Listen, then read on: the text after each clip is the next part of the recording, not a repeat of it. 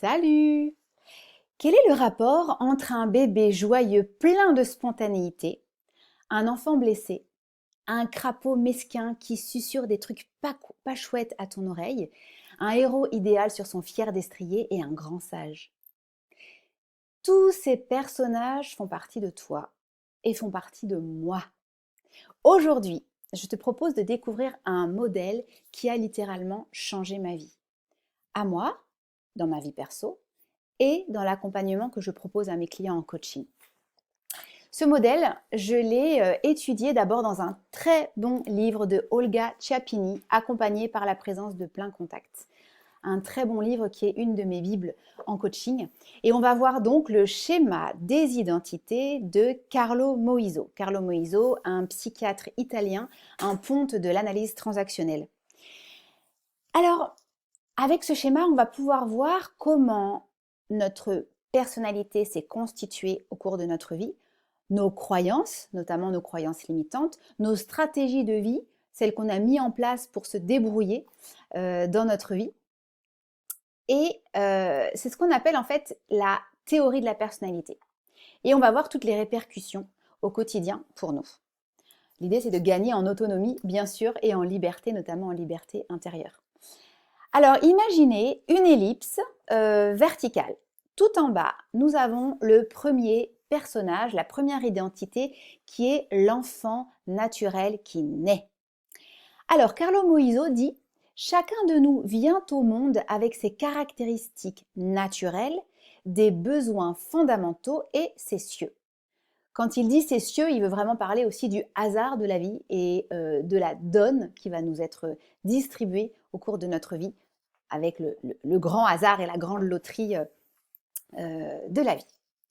L'enfant naturel, en fait, quoi qu'il arrive, dans 99,999% des cas, il n'est pas accueilli comme il aurait souhaité dans ce monde, notamment par ses parents. C'est comme ça. Freud disait « Parents, quoi que vous fassiez, vous ferez mal ». Ça déculpabilise, je dois dire. Donc l'enfant, évidemment, il aurait aimé être accueilli comme il est, avec ses caractéristiques, avec ses besoins. Il aurait aimé qu'on comble ses besoins, qu'on le prenne dans nos bras, mais vraiment d'une façon illimitée. L'être humain, il vient du ventre de la maman. Il a connu la fusion totale. Son désir, son besoin est illimité. Et nous, les parents, on fait mal. Ok.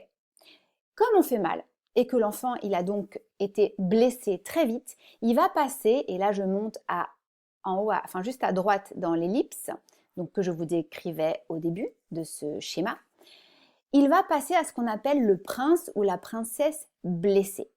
Et là, il va être au contact de sa vulnérabilité.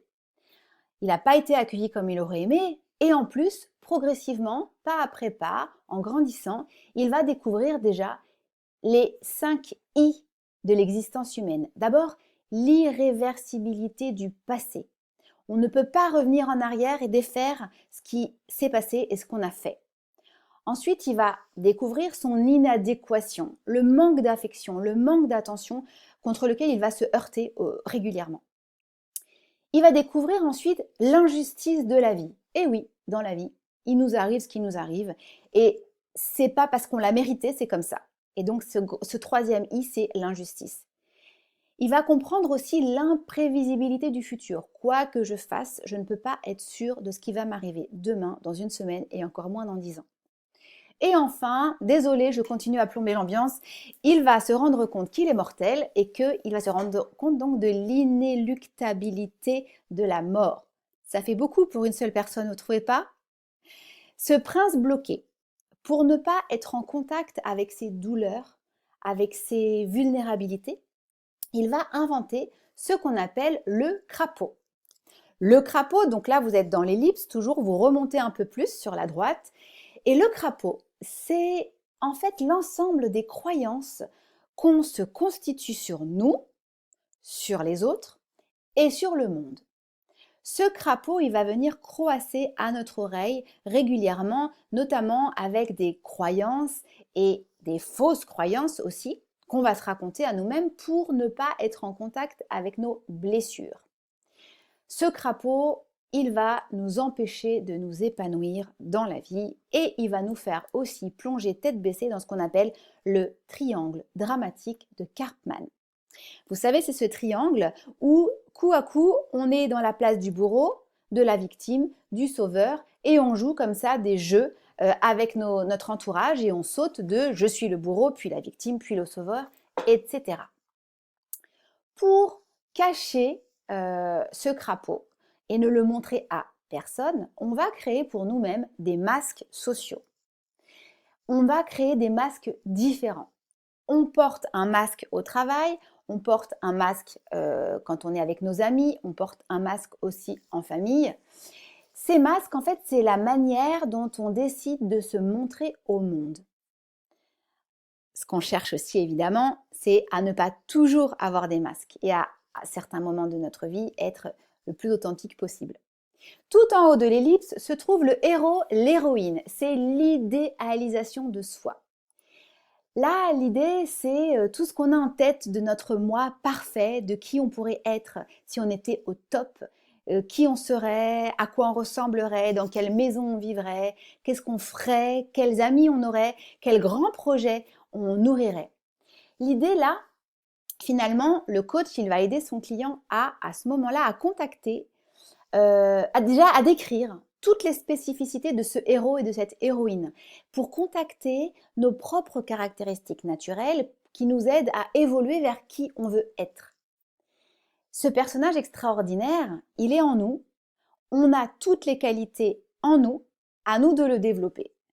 C'est aussi les moments où on décrit aussi un être inatteignable et parfois on va un peu fort dans cette création de l'idéalisation de nous, mais l'idée c'est quand même d'écrire, de décrire et de nourrir cette vision qu'on a pour nous parce que c'est vers là qu'on va construire ce qu'on appelle l'adulte intégré.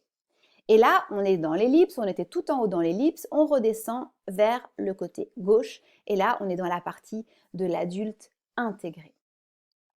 Simone de Beauvoir disait « J'accepte la grande aventure d'être moi ». L'adulte intégré, c'est l'expression, et là je tire la définition du livre d'Olga Tchapini, c'est l'expression autonome de chaque personne dans son être unique et véritable.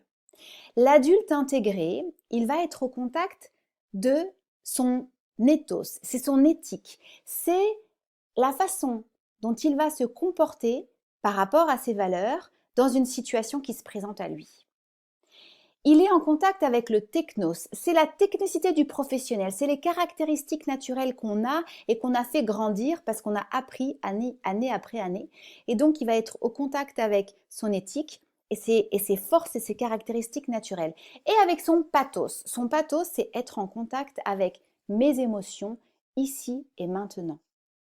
L'adulte intégré, il tient la main à l'enfant libre qui est en nous.